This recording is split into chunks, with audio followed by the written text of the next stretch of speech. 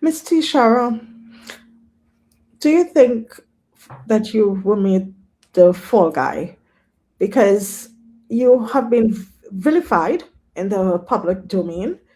You have been accused of all of this, knowing, having all of this knowledge. And there were players that knew from the get go that you did not have this knowledge, but no one came to your aid. No one up to this point. So, That were is you the very, fall guy? that's very true. And you have said it, and I do feel that way. I really do feel that way because when all this was going on, for example, the um, the meetings that were going on, that had to be going on, and the concern, no, nothing was said to me. I'm telling you, nothing was said. How I am supposed to come and tell you, do you have something to tell me about Kiko? Why would I come and tell you that? You have to come and tell me. Was there anybody in the Ministry of Finance, whether permanent secretary, deputy permanent secretary, minister in the Ministry of Finance, ever come to me, ever before the 14th of January and express those concerns? Ever? Never. And the thing about it is, I am putting myself out on the limb because I am calling the names. I'm calling names. I have the dates. The report supports me, which is probably why it took so long to come out, because it just did not do what they hoped it would have done, which would have confirmed that I had somehow had my hands dirty. But I genuinely did not know. And I think the part that definitely does affect me, I will say, I'll be honest with you, is that, nobody said anything. No one said anything. For instance, the meeting with Lawrence Dupre with the board of directors, where he said that the MAU um, was not in CLF's interest. Those were his exact words. And the MOU was designed to destroy CLF, not to build up. When all that discussion about the MOU, one of you didn't have that document. One of you didn't have that document. One of you couldn't have passed a document to me. Not one of you said, Karen, here, this is from the meeting. Not one of you could say anything. So I do find, yes, I will say that the spotlight was put on me. It was never left off of me. And other persons were able to quietly stay in the background. And what is the very difficult thing coming out of all of this? What were we trying the most not to happen? And it did not happen. We did not want to run. The one thing we were most scared of was a run. Because if there was a run, the economy, and by the way, they do say that in the report. They said, I was trying to find exactly where it was said, but in any event, in the report, they said that the Minister of Finance, they called my name, was very concerned about the impact of the CL Financial companies, group of companies, and she was of the view that if those companies fell, that it would have I don't know, use a very strong language, impact on the economy of Trinidad and Tobago, and they put a full stop and they said she was right. They said they didn't question lollygag about it or question equivocate about it. They said she was right, and that is true because that was my job.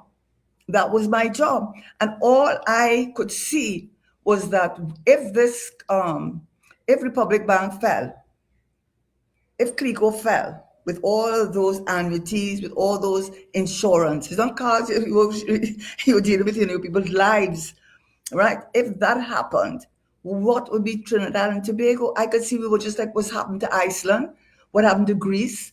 I was just seeing a repeat here, and I was a member of a party. You have to understand that too. I was a member of a party. I represented the PNM administration, and so for me, the greatest responsibility was not to have a run, and we did not have that run, and that didn't happen by chance. You think that happened by chance? We had the governor, we had the permanent secretary and myself. When we finally decided, and by the way, MOU, I did not draft that MOU. And when you look at the report, it says so. When we had a meeting on the 24th and 25th, which I made sure they took minutes, because when the meeting started on the first day, I remembered what the commissioner said about HCU. The one thing that he chastised me about, I took it as being a chastisement to me, was that minutes of a meeting with Mr. Harnaran was not minuted. And I never forgot that. So when we had the meeting on the Saturday 24th, I believe, I did turn to the central bank governor.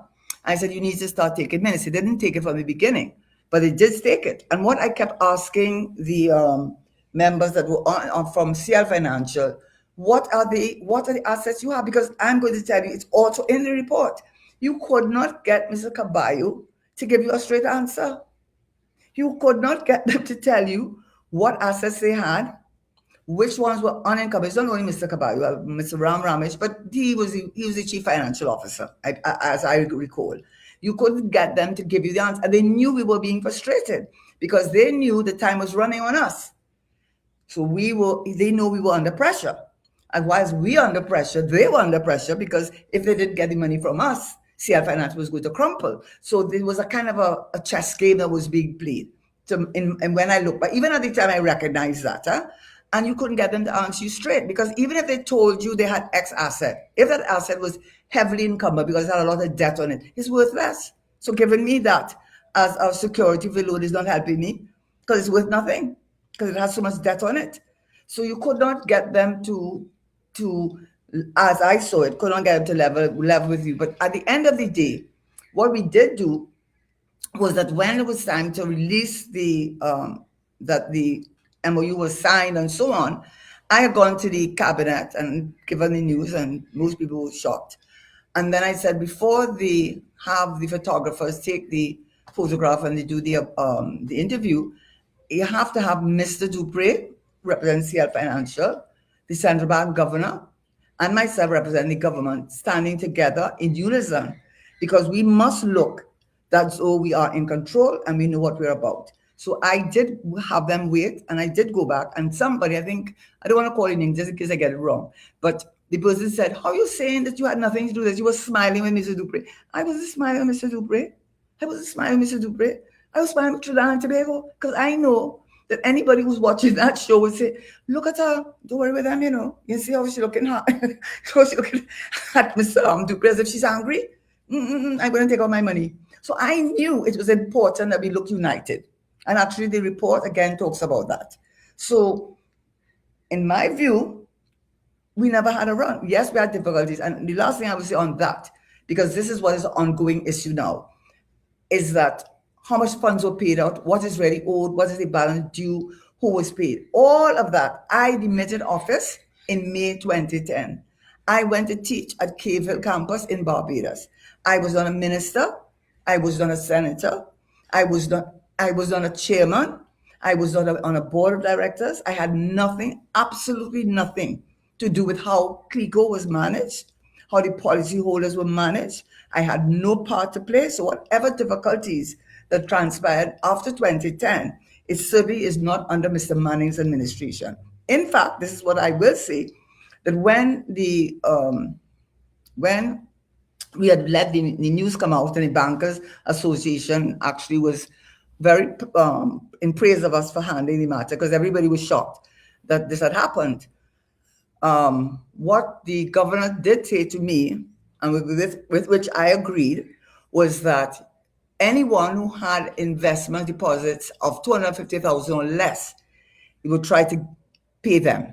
Anyone above that, you at that point in time are going to get cents in the dollars. But because they were valuable assets owned by CL Financial, like the methanol, and I genuinely believe there was a belief and confidence in the governor. He had a stability about him. There was a trustworthiness about him and Mr. Manning. And I think the Alison Lewis and myself, how we handle the matter, I think people felt, look, it's better we take the risk and get our money whole than to get a few cents in the dollar. So when this matter started off, as far as I recall, there was an acceptance from the private sector to go along with the plan that the government had put in place, which was to, over time, pay back people. You will see the assets. There was no intention, as far as I am aware, that to hold on to any of CL Financial assets to what you're seeing being played out in the media, which is where they're asking for audited accounts and they're not getting audited accounts. I mean, I was not there. Mr. Manning was not there. Mr. Manning was not there. So when, and in my respectful opinion, when the media speaks about the challenges with regard to the audited accounts and with regard to the fact that so much money was spent on, I think, on lawyers and all that, that it greatly increased the cost of the bailout, they are not making the point when that was made. They were very clear to say when I was there what I did wrong and what Mr. Manning did wrong. They were very clear about that. But when it comes to the conversation that's going on now, they're not being very clear about it.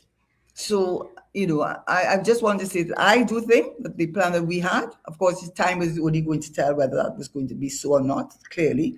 But from what I could see, I think a lot of people had that confidence in the governor. I do think so.